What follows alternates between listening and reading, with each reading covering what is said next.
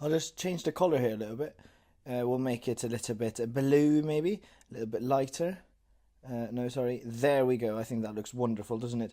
So what we're about to learn now is xiao. This is a new character, and it is written like this. So it's pronounced like this, I should say. It comes with a third tone.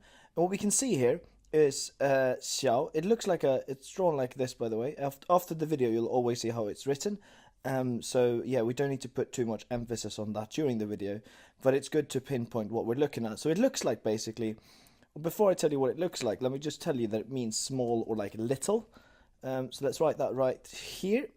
And all I think of now is small and little. Why does that? Why does it look like this then? Well, it looks like someone is fishing here. So this is the rod then, and we're trying to catch some fish here. And these are fish then, and they're very small. They're almost too small, too xiao, to be caught. Look at that, small.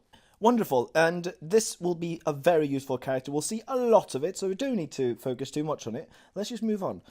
We have the Shakespeare question. And this is something that I'd like you to guess here. We have two opposites. Two opposites always come together and mean something very interesting. What do you think 大小 would mean now in this case?